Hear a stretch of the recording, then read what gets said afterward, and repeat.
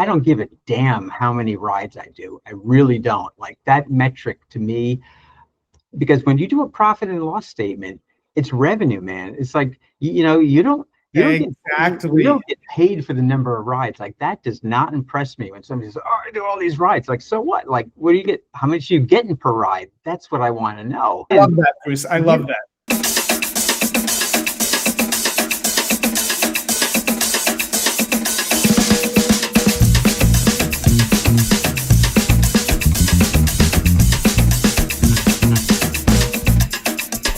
I've got Bruce Troll with me today, the owner of Gentle Heart Transportation. Bruce, how you doing? Great, thanks. Great to be on here. Yeah, great to have you. Bruce, you have been a longtime Bambi customer, and I'd love to just dive into how you got started with an NEMT business. It was a little bit by accident. I currently own a senior home care business. I take care of elderly in their homes, doing non-medical type care. And it kind of came about by accident. A friend of mine, his mom was in a rehab, and he noticed all these trucks going by, and he was like, "Hey, Bruce, maybe that's something for you." And then I listened to a couple of podcasts, and I thought to myself, well, it can't be a bad thing to have another stream of income. So I figured I had a lot of infrastructure already set up from the granny nanny company. And so I figured, it was kind of like, what's the worst that can happen? It doesn't work and I'd have to sell the truck. What's the best that can happen? I get a new business where I'm making some extra money. So that was just kind of like my pros and cons. And then I just started doing a lot of research. And how long ago was this that you did your research and you decided, hey, let's just take the plunge? I bought the van. Let's see, from the research, I did it maybe in January of last year. Basically kind of hunkered down, searched the internet for a bunch of things like this right now. Podcasts on people, how they've done it. I looked into just pretty much basic what the trucks cost, what I thought my overhead would be, kind of put together some rough numbers. And then I started shopping for a truck. And at that time, it was still when trucks were like, the vans were extremely hard to come by. So I think I went in February or March down to Orlando because he was the only guy who had a new van. Like used vans were impossible at that time. Couldn't find one. He showed it to me and it looked great, was what I needed. And he gave me a price and he said, if you don't take it now, it'll be gone by the end of the week. So it was way before I had planned because I had not gotten, so I owned the van well before I didn't actually open up. My daughter got married in May and my wife threatened my life if I opened a brand new business prior to my daughter's wedding. So the new business did not begin till May. So I owned the van for a number of months. That's a good way to choose the starting date of your business. Basically the end of May last year, June 1, 2024. Okay. So it's been about a year since you actually started doing trips. Yes. Okay. Can you tell us about the first trips that you ever started doing? Who did you do them for? How did you get those trips? And how did the ball get rolling from there? So the way I got the trips was I do believe you have to invest money in a good website. You have to get some good SEO, get some pictures up there. So what happened was the guy I have, and he was very reasonable. When he flicked on the switch for my website, I got into the top 3 within about a week or two. So I couldn't believe it. Bruce, can you tell us, where do you operate? I operate in Gainesville, Florida. So I'm like north central Florida. If you don't know Florida, everybody knows Orlando and Disney. I'm about 2 hours north of that. It's a college town. It's the University of Florida. It's not huge. It's only a population of about 300,000-400,000. So, and a lot of the areas are very rural, which is a real challenge. Yeah. So you decided, hey, I want to invest in a good website and SEO, search engine optimization, to make sure that when Yes, people Google search for NEMT businesses in this area of Gainesville, Florida, you're at the top. exactly, exactly. And so you got some private pay rides from that. I believe it or not, I got them within I think a day or two of the website going on. My phone rang and I had rides already for a couple of wheelchair rides, and somebody needed, that when they have a colonoscopy, they need somebody to wait and pick them up. And yeah, I got a few rides almost instantly. So, Amazing. yeah, yeah. I dumb luck or whatever, beginner's luck. But yeah, that was at least a positive sign. And what kind of rides were those? Were they wheelchair? Were they ambulatory? Like, was it taking a person to a medical appointment? Like, what were they? One of them was taking somebody who lived a decent amount of way in a wheelchair to, he was having some type of surgery. And then we had to wait and take him home. And in addition to that, he asked me if I had a caregiver to stay overnight with him to take care of him. And that's how I used the other company, my granny nannies. I got a caregiver to stay with him because he needed somebody to watch him overnight. So that was like my very first one. And then the other ones I got were all wheelchair, believe it or not. In the beginning, I didn't really get ambulatory. Okay. So So the one vehicle that you started with was a mhm, wheelchair accessible vehicle. And yes, you were just purely doing these wheelchair rides that you got private pay based on your website. Like, these passengers were paying you out of their own pocket, right? right, yes, Okay. yes. The stretcher, I got the stretcher, and I think until trying to remember now. I think out of the blue, one of the hospitals called me and asked me to do a job when nobody else would want to do it. It was like 9 o'clock at night on a Friday, and the place they wanted me to take the client to was well over an hour away. And I said yes, because in the beginning, that's the whole deal, man. You're not going to get the great ride. So I said yes, and after that, I started getting a few more stretcher ones. So that's From the how. same hospital, right? Yeah, from the same hospital. And I also marketed in between to skilled nursing facilities, hospitals, and hospice has actually been a very, very good client, especially almost all hospice patients are stretcher. Bruce, how did you market to these hospices and other facilities? Like, did you go in person and knock on their doors? Did you hand out flyers? What did you do to market yourself? No, I generally made an appointment. I called them up and I said, "Hey, I have this transport business in town. I wanted to know if I could talk to you about it. Maybe we can get together, do so. You could test me out. Uh, maybe get a contract." And so they appreciated that. So I always had a name and an appointment. So when I went there, it wasn't just like I was just kind of waltzing in the door, because a lot of people get annoyed with that. They just don't have, everybody's like has really a time deficiency, right? Yeah. So that's how I personally did it. The only one, and it was just by dumb luck, the hospitals are extremely difficult to find that key person.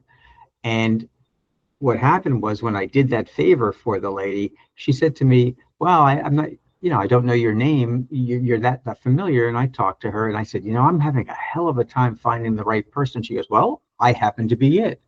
And that's, sometimes you have to speak up, but you get a little luck. Yep.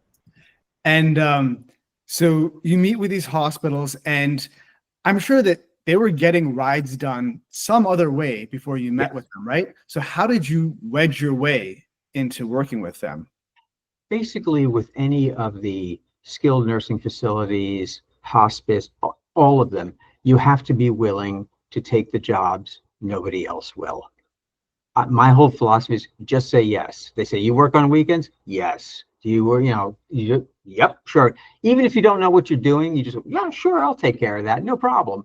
And so that's how you worm your way in. You're not going to get the big, juicy, easy cases up front. I mean, you wouldn't give that either to a total stranger. So, you kind of get tested out and you make sure that everything as the owner, I mean, I was out there myself until I hired a driver to come with me.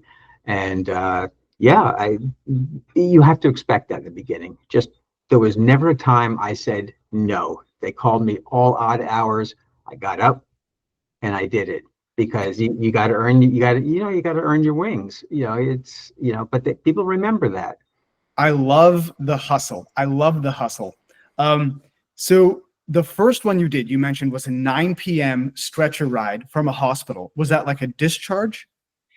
What it was is the hospital was so overcrowded. I had to pick him up in the ED at that hospital and transfer him over to kind of like a sister facility because they just didn't have room for the guy. So, and it was all the way, I mean, the city wouldn't make any sense, but it was a real country town, like, very, very country out there, but they had a facility, and that's where I had to basically drop him off. What happens is because of the area, sometimes the ERs they get flooded and they just need to, they call us up just to empty out the ED. It was Yeah. kind of wild. Yeah. Okay.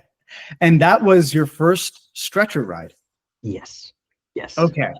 So there's a number of steps that you have to go through to be able to do a stretcher ride. You got to get a vehicle that's outfitted for it. You got to get the stretcher. You got to get, people Yes. trained to do it, credentialed, Exactly. that stuff. Bruce, how did you get through all those steps and figure all that out? Like, was there anyone guiding you through like all the steps of getting set up to do these things? Some of it I kind of figured out on my own, but I did get very lucky. And there is a consultant. His name is Howard Berkowitz. Special And shout out to Howard Berkowitz. I made sure I asked Howard if I could mention his name, but somehow through, I was looking for somebody to do stretcher training, and they are hard to find in Florida. They were very, very seldom. And then I went on the, what is it? The I can't remember the name of the NEMTAC, their website. I called them up. I'm like, hey, do you know anybody? And he gave me Howard's name. I called him, and he was giving a class on stretcher training in South Florida. Yeah, and I went down there, and it was like a big 6-hour class. And he also told me which stretcher to buy. I had no idea. I mean, there's a million different models, and he told me which one to get, and it's been perfect ever since. I kind of, and Nirav, when you say how do you build customers, for example, if you see most people with their stretchers, they pull it out of their van. It's just that like black vinyl mat that you see, right? And so what I do is you can buy these single-use covers. They have like a underneath. They're about like plasticky on the top. They're fabric. We cover up that. I always have a pillow, and the pillow is also covered with that. So when I come in with the stretcher, it's all buckled up.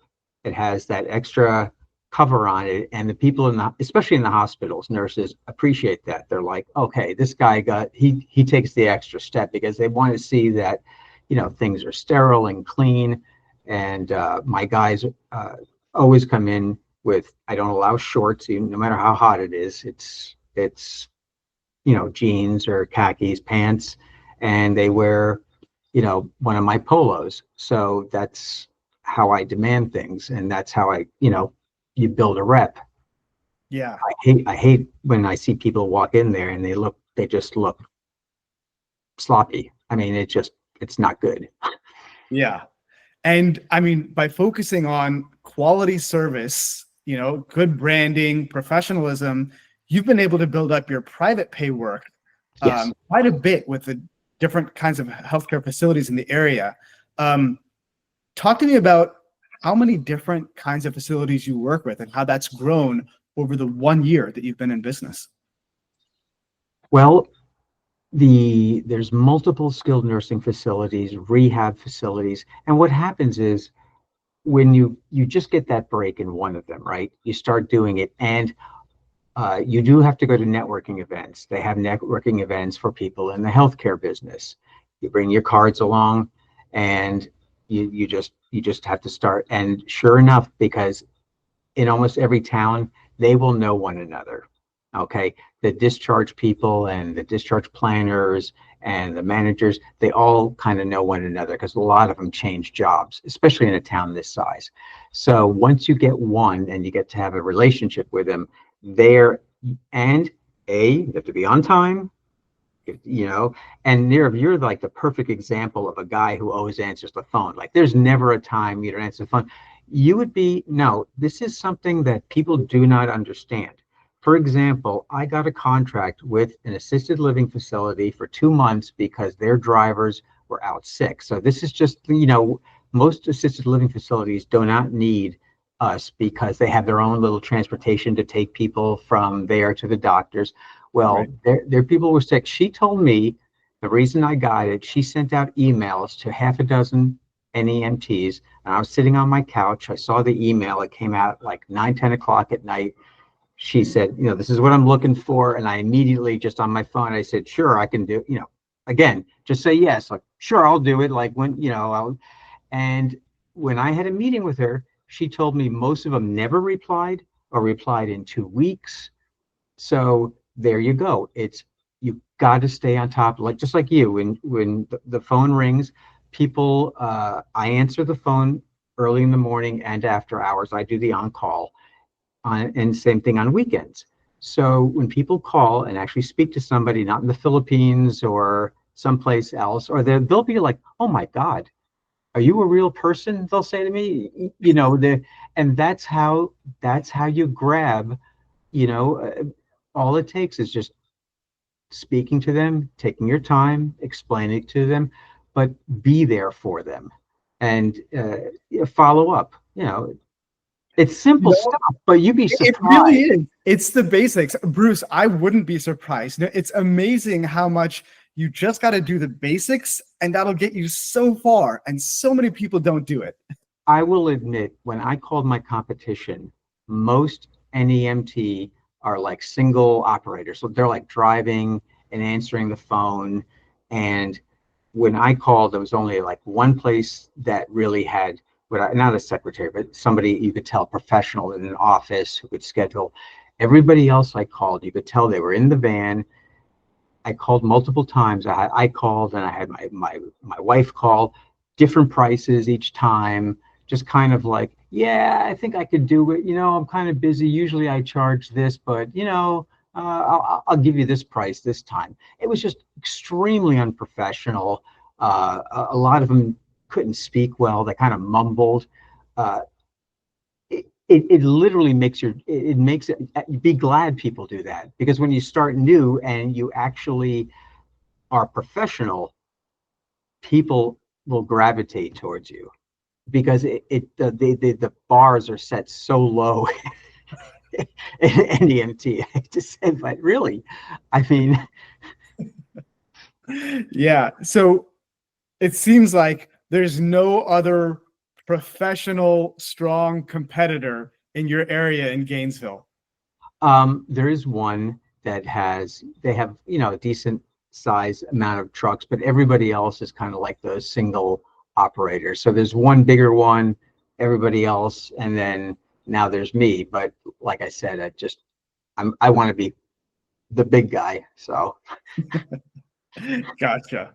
And I mean, there's just so much demand that even though there are good competitors, no one NEMT business can handle everything in the area no, anyway. So no, there's always room to get yourself in there. As long as you're presenting a professional face, people will gravitate towards you, and you're just exactly. a shining example of that. Yeah. And you price shop, you see what your competitors are pricing. And in the beginning, you just undercut them to get the business. Some people are all about price. And then eventually, when you get a little busier, then you can start raising them up. But in the beginning, man, you just got to get your way through the door. If somebody says, well, I charge 125, it's like, well, we only charge 105. And, so you got to do what you got to do, man. You got to prime the pump, right? Speaking of which, Bruce, let's talk some numbers, as much as you can share. So Sure. you operate with 2 vehicles now. How many trips are you typically doing on a day and a week? What's your mix of trips, and where do you see the business growing to over the next several months? Near, I gotta say, it drives me absolutely crazy that people in the NEMT care about how many trips you do in a day. I do not care. No, because in the I love end, that, Bruce. I you love that. see, you can do, somebody can say, oh, I do 10 trips a day.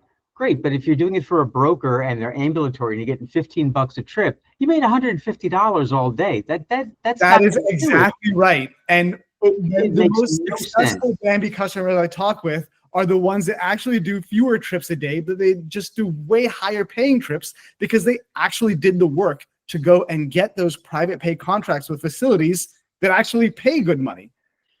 So when you ask me how many trips I do, I'd say probably, I don't know, 8 to 15, 20. I mean, the thing is, when I started, okay, I had a goal in mind. So when I started getting going, it's a little steady. It was like $200 a day was my goal. Then when I started hitting that, me and my buddy were like, okay, now it's 300. Now it's 400. Now it's 500. Now it's so every time I've gotten busier and busier, I gave myself a higher goal. So now, like, my goal for one truck is like 800 to 1,000 a day for one truck. And the second truck, because it's new and I still have to get more people, I kind of put that like, all right, 300 or $400. So that's how I look at it. I don't give a damn how many rides I do. I really don't. Like, that metric to me, because when you do a profit and loss statement, it's revenue, man. It's like, you Exactly. don't get paid for the number of rides. Like, that does not impress me when somebody says, oh, I do all these rides. Like, so what? Like, what do you get? How much are you getting per ride? That's what I want to know. Well, am I wrong? You hit the nail on the head. Like, people don't say that loud enough. So then tell me this, Bruce, like, on average, if you can share, what are you getting paid per ride and how long are these rides? Um, And wheelchair versus stretcher, which pay okay. differently. Wheelchair, um, probably about 95 on average, because I have a $55 load charge, and then I charge by the mile for the private. And then, like, my facilities give me a flat fee of, like, I think it's like 85 or $95. Believe it or not, the facilities is mostly stretcher. I don't do a ton of wheelchair. The more they get to know you, the more stretchers I've gotten. And so stretcher, my for some of the facilities, I go as low as, because I stuck with it, like $105, but it's a short trip from the hospital to the facility. They're like 3 miles away, and I do a number of them every day. So you do 2, 3 a day, and then for other companies, I will get on average $200+ per trip, for a short trip. And for example, when they ask me to take them someplace here and I have to take them 65 miles away, that becomes like a $400 ride.